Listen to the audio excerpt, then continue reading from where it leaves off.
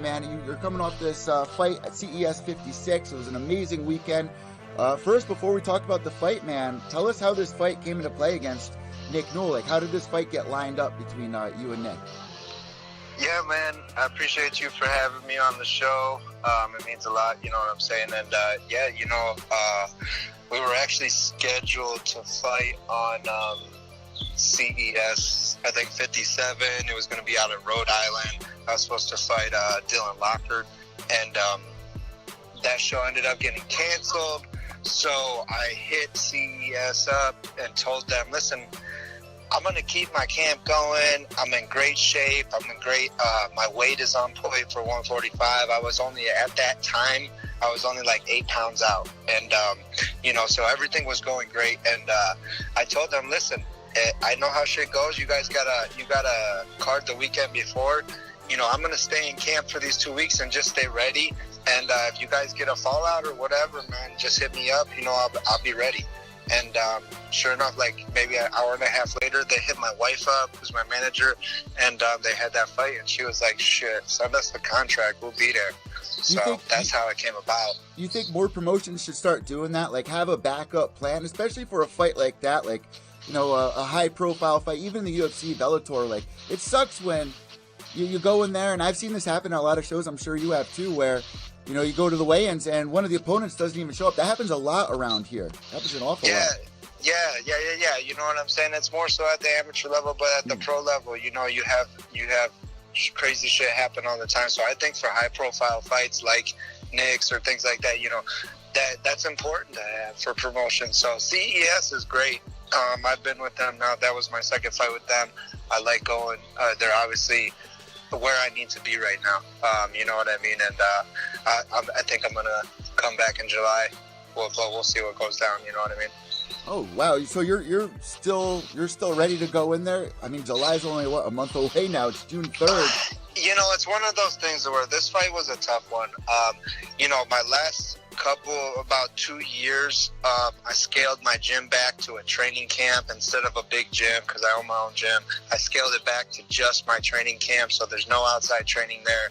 My outside priorities had now went away strictly back to my own personal camp, and that's why this camp was so great. And actually, the past couple camps have been great. I'm just dealing with some stuff right now that some mental things, and I'm at that point in my career to where I've been doing this for 11 years full time, and not having fought in the UFC or Bellator yet is really starting to weigh on me. It has been this past year, so I've now stacked up a couple L's in a row, and it's crazy because like I'm winning fights, or at least feeling good, or up on the scorecards, or initiating my game plan, and then I end up getting caught, or end up something like that. And it's been happening for the past 5 fights, and I've strung together a couple losses now. So I'm just at the point to where, like, I had a long talk with my wife after the fight, and a long talk with all of my individual coaches, and I said, listen, I'm not the fighter that my record shows. I came up in the era of fighting to where you just took fights, whatever's on the table you eat, and that's how this fight came about, and it was way more of a high-profile fight, even if, like, a situation like my fight wasn't canceled as well. Ooh, are you still there? I would have, yep, my bad, I just hit mute on my phone. No, it's all good. I do that all the time. Yeah. So, like, I would have definitely still stepped up and took the fight on this one, even if my fight didn't fall out. So it's like a thing of, like, I fight. And I have what it takes to make it to the highest level. And right here, this is the highest level that I fought at. And we're right there. If I would have stuck to the game plan against Nick, I have a feeling that my game plan would have played out. It was what I started to do. Inside leg kicks and throw my rear hands. And stay standing. Like, he gets guys into this web, and he gets them in there and sucks them in, and then when they're there, it's inevitable. It's like it comes. And I've been didn't really have a thing, and I feel like I kind of manifested it in the wrong way inside the fight, and I let a little mistake, cost me the fight. But I just been dealing with a lot of mental things lately, and it sucks because the training camps that I'm doing have been excellent. My weight's on point. That whole thing is fixed. My training as far as a whole, from wrestling to ground to striking, everything has been on point, and I've been feeling really great in all of these fights that I'm losing. So, I think I'm going to take the advice of my manager and my team and my coaches and talk to somebody, get some professional help, just to help me stay on the positive side of things. I'm a strong individual when it comes to mental warfare. I've been training that my whole life, and it's at the point right now to where now I'm losing fights because of that. I'm not losing fights because I'm out of shape or doing the wrong things. I'm making one mental error, and it's costing me fights. At the highest level, when I know I'm better than this, I'm a machine. So if I'm told to do something, I can do it at the highest level, and I don't feel like anybody can stop me. And also, it was a tough one. And like I said, I also appreciate you for doing the interview today and this today instead of yesterday. I know we had scheduled it yesterday. I was just going through it, and I really felt this loss. I took it to heart, and like I said, I got paid to do it, and the payday was nice, and it's sitting in my account right now because I'm just not ready to do anything. This has the things that happened in this fight have to be corrected before I step back out there, and I think I'm already on track to make that happen. You know what I mean? I had a long talk with all my coaches and my trainers and my manager and my wife, and sat down, and I think we got a nice plan, and I'm going to talk to somebody, and it's funny because, obviously, this is the fight game, so you deal with mental stuff on a daily basis. And I just seen that Nick Newell posted something. It was about his mental coach.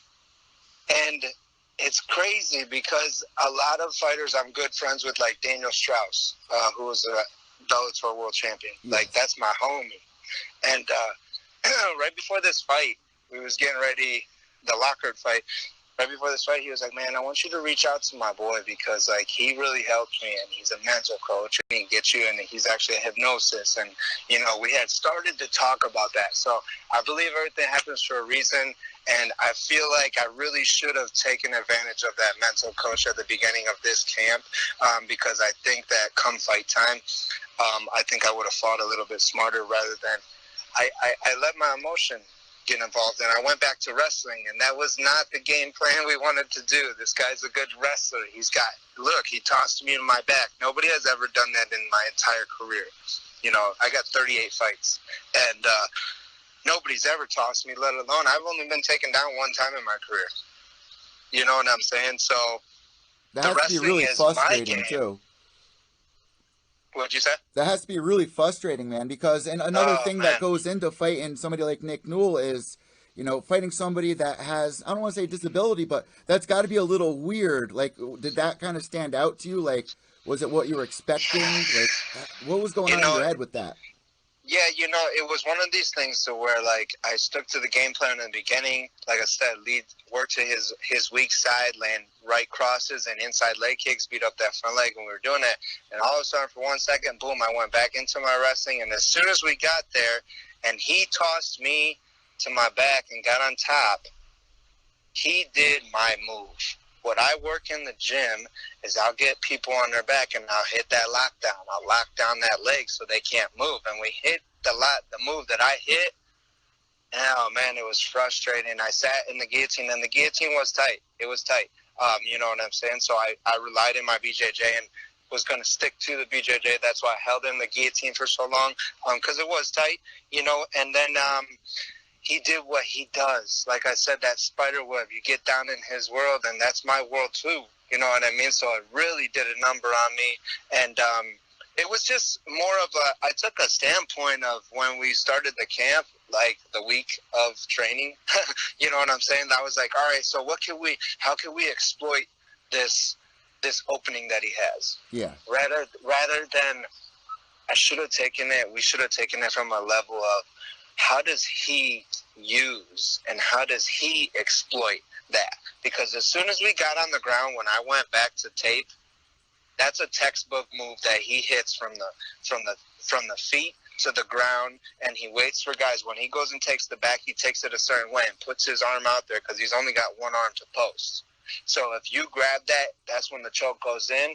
I didn't grab it, and the choke goes in no matter what, because you're focused on a different aspect. And, you know, it's one of those things to where I suffered from it, but at the same time, I don't want to say it was hard to deal with, but I'll tell you right now, there's a textbook move and there's a textbook finish to that on both ends. So when you say that there are, you know, mental blocks in the way, are you talking about inside the fight or outside? Because that's something that, you know, fighters deal with all the time, whether they're working a second job or they got issues going on with their girlfriend or their children at home, have an illness or something like that. So when you say you have mental blocks, without going too deep, what do you mean by that?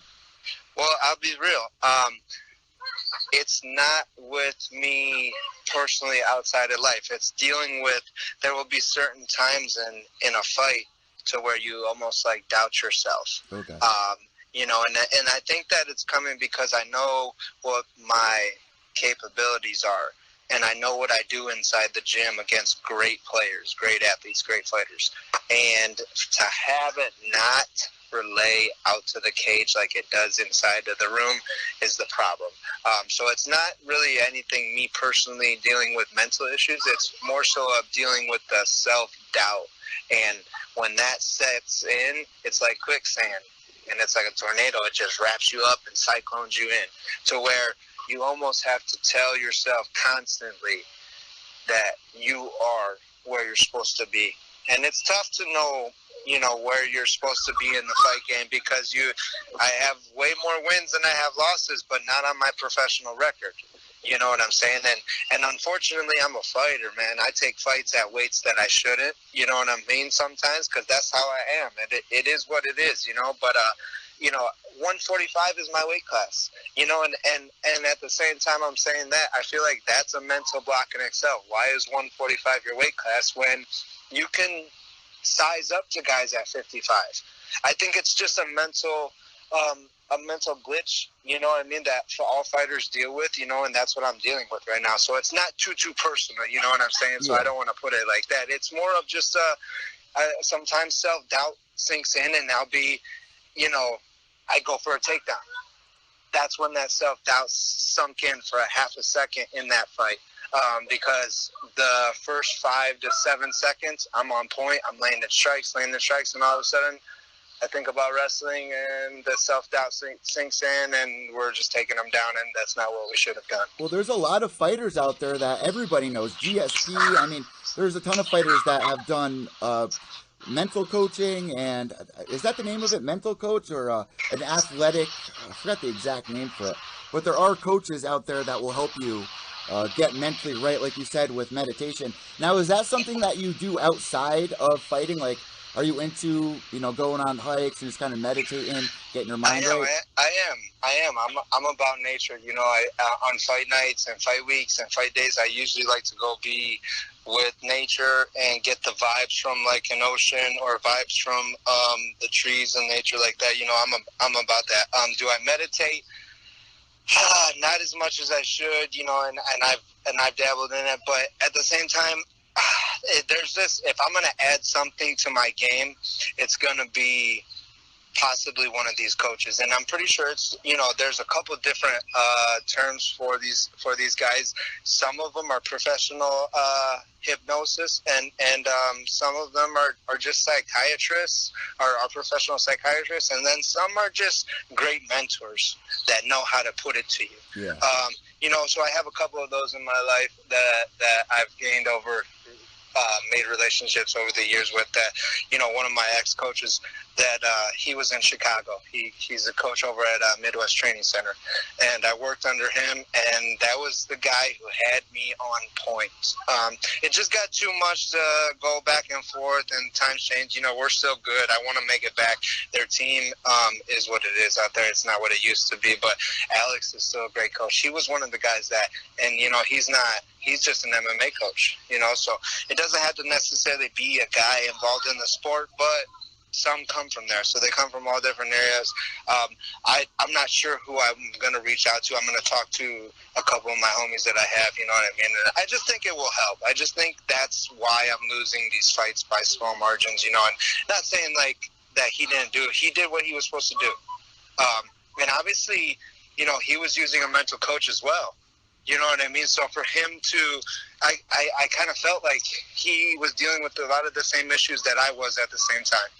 And for him to be able to sit, weather a storm in the beginning, and go back to what he does best and does best inside of that cage, he pulled out the W. I have a feeling that if we would have stood standing and striking, that I would have settled back, overwhelmed him, and probably put him out. You know what I mean? The same way he put me out as soon as I got down and in the mix with him on the ground. People can say different things, but that's just the way I feel. And, that was our game plan going in. That's why it was our game plan going in there. So, and he had his game plan as well. And obviously, like I said, I think he was dealing with maybe some of the same issues that I was. And his mental coach helped him out. And it was a funny situation for me, this fight. I only had my main MMA coach and corner man there. My strength and conditioning coach was unable to make it, and then my wife as well. This has been the first fight that we've been together, married for 8 years now. Oh, wow. She's been managing me for 9 years. She was unable to make the fight. My stepdaughter was graduating from high school, and then my son was graduating from kindergarten, so obviously she had to play the motherly role and not make this fight. How hard is that for you to get out of your head? Like that I talk to my co-host James McSweeney about this all the time. He feels more comfortable when his wife and his little girl are there rather than when they're not there, because when they're not there, it's just on his mind. So it's like a comfort thing, also a mental thing as well. Does that? Are you not going to let that happen again? Was that a big? It's one of these things to where, as a fighter, I train for the worst. You know what I mean? So I try to prepare myself for the mental warfare when it's fight week and my dog dies and my grandpa's sick and my wife can't make it and all these things happen. We're still able to go on fight night and be prepared and together, ready to go do our job, which we were. You know what I'm saying? But at the same time, is it something hard to deal with? Yeah. You know what I mean? My wife's the only reason I'm standing here right now. She pulled me out of the hood and got me into a different life and showed me martial arts and showed me the fight game. And, I've looked up to her ever since. And, she's one of the best in the biz. Let's talk about that. Let's talk about that really quick. What is your story? I know we're getting towards the last couple of minutes of the interview. I don't know how much time you have, but I really think it's important to kind of hear a little bit about your story. How did you find martial arts? Growing up in the hood and all that coming out, because if somebody runs into you, they see all the tattoos, they see the face tattoos. Somebody like me, man, right off the bat, without even knowing your story, I already know I feel like I can relate to what you've been through. So what is your story? Hell yeah, man. I started martial arts and back in 2008. I grew up in Toledo, Ohio. You can look at me and see the lifestyle that I used to live. I was in that deep 24/7. I was in the streets. I grew up in the hood. And, when I found martial arts, it was like it turned something back on. I used to get straight D's in school, and then in wrestling season, I'd get B's and A's and C's. You know what I mean? Then I'd be out and I'm back in the streets, and that was the only thing that kind of pulled me away. When I found martial arts, I was still in the hood, in the streets at the time. One of my boys from school called me. I was like, yo, they're having a first fight out in Toledo. You should go check this out. And I was like, nah, I'm cool. Hung up the phone. He called me right back. He was like, oh, man, you can make money at this stuff. And I'm like, what you mean you can make money at it? You know what I'm saying? So I ended up going there, rolling for a couple minutes. The guy remembered me from high school in wrestling. And, he was like, listen, you fight on my fight in 2.5 weeks, and I'll let you train here for free. I fought 2.5 weeks, TKO'd my first dude, and I've been never looked back ever since. I met my wife on my 4th amateur fight, and from then on out, she started kind of like helping me out, lacing up my fights, and then It was when I was still back and forth to jail too at the time. Oh, wow. I was going back and forth in little trips here and there, and I wasn't out of that lifestyle yet. I went 15-0 as an amateur. I never lost in and out of the streets, and finally when I got real, I got tired and sick of everything. I was like, you know what, I'm going to give this a shot. I moved 3 hours away from my two daughters back home, who are now 12 and 13, and I moved away when they were 8 years ago now. And I moved out here to Canton, Ohio, where I ended up, I moved out, met my wife out here. She came and picked me up and showed me to the real gyms and showed me the real life. And I've been living out here ever since. Now 8 years, 100%, completely different, full-blown professional fighter now. Not in the streets anymore. This is what I do for a living. I'm a full-time fighter, and I've been doing it ever since now. My wife has been in the game longer than I have. She's been in the game as a matchmaker now for 20-some years. Wow. She's been a manager for a minute. She's managed guys all the way to the UFC. She single-handedly matched Jessica Eyes and Stipe Miocic's entire amateur and professional Ohio career. stand up. Yeah, Ohio stand up. Yeah. So she knows her shit, you know what I'm saying? And like I said, it's because of her that I'm even here. And yeah, it was a big thing to have her not there, but at the same time, this is my life. This is what I choose to do. And we were able to at least put on the performance that we did and go out there and fight. You know what I mean? And that's all we have to do. And so it was his night, bro. It was his night. You know what I'm saying? And that's all it was, But is it hard to have her not there? Yeah, man. She's a big part of my life and a big part of my fight life, So we do this together. And it was tough. But at the same time, like I said, I'm accountable for my own losses. It's nobody's fault all the time. And, we sat down. Everybody had I had a talk with my wife about business. And I had a talk with my main MMA coach and my second coach and my conditioning coach. I said, listen, we got to change this stuff, and I think it's in the mental part, and I think it's in the aspect of I need you guys here, because if you guys ain't here, it puts a mental on edge. Yeah. So, it definitely takes a team to make a dream. You know what I'm saying? So, 100%, I'm a firm believer in that. And like I said, it was just Nick's weekend this weekend. You know what I'm saying? And that's what I love about the fight game. Even though I take losses and I'm not where I want to be right now or where I should be, I'm still grateful for the opportunity. I'm still grateful to have gone out there and danced under the lights, because at the same time, as I'm going through the mental thing in the back, as soon as I'm put in front of that camera and I'm put out at that walkout, a switch flips.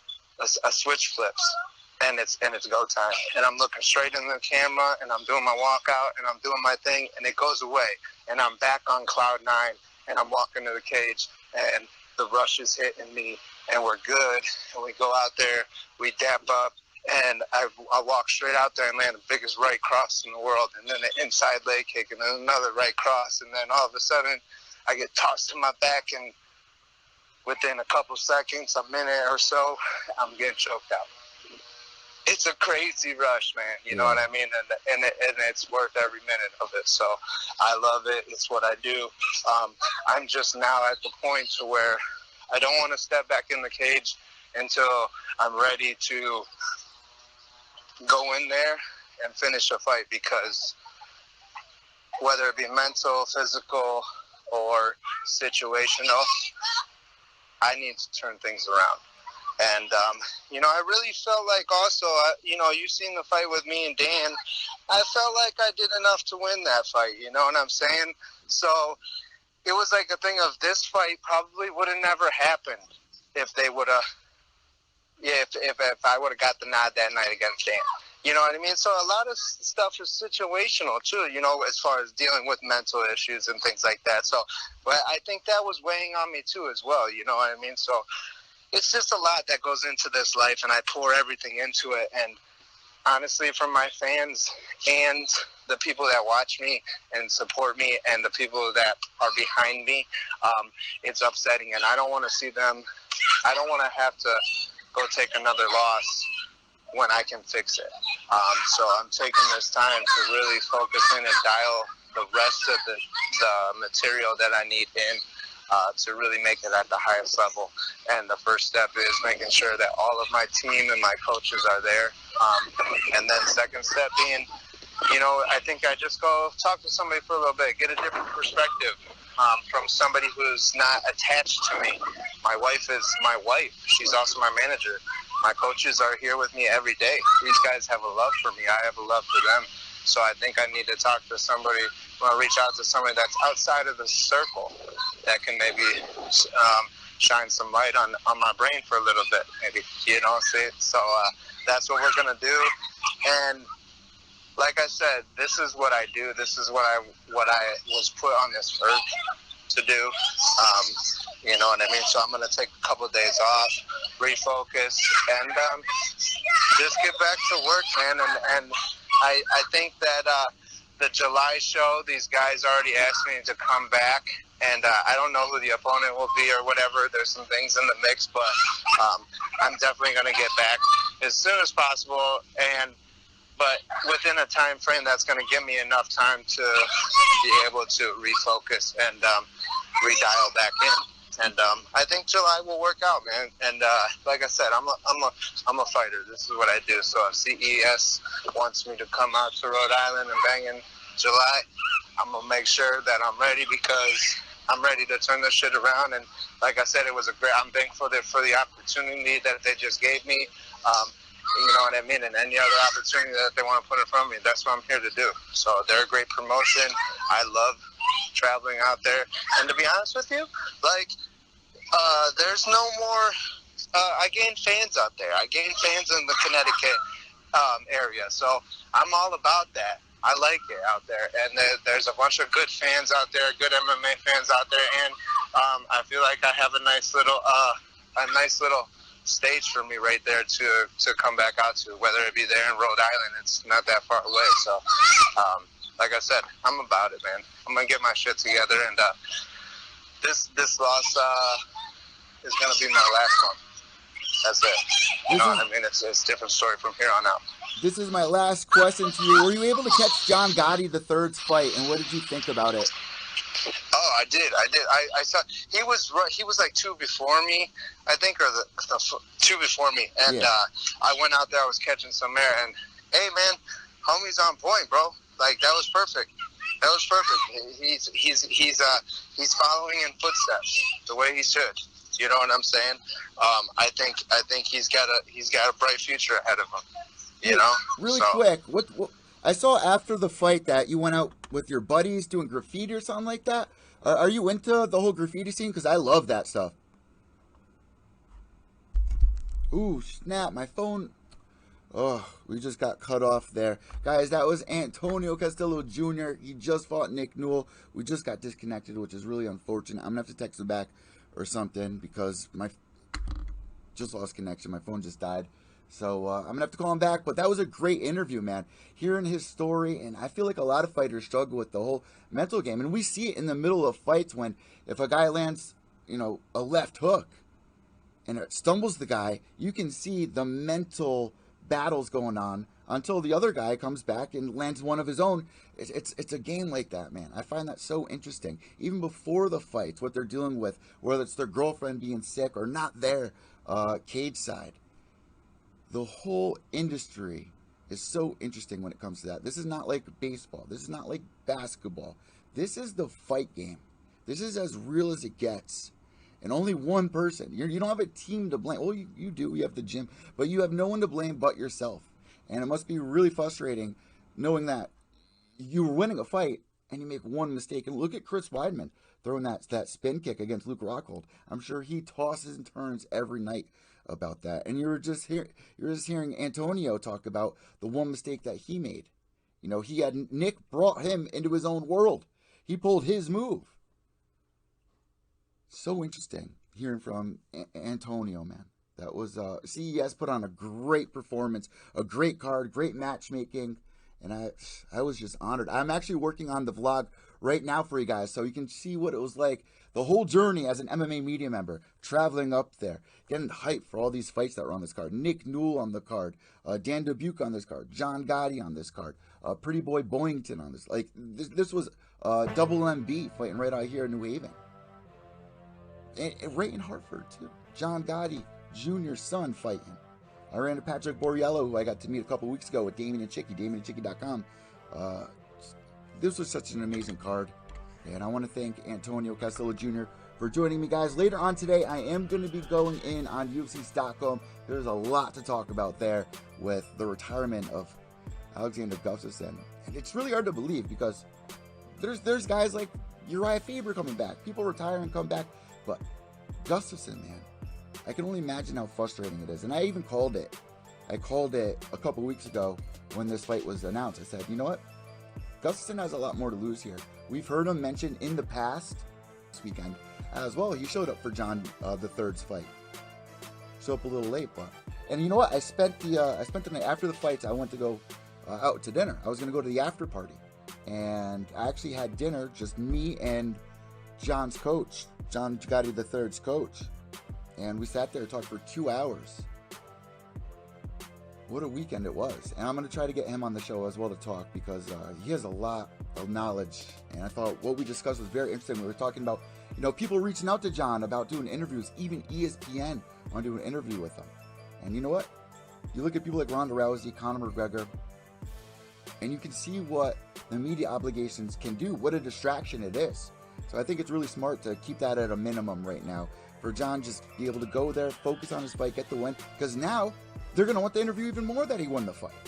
So we talked about a lot of interesting stuff. I'm going to be talking about a little bit later on.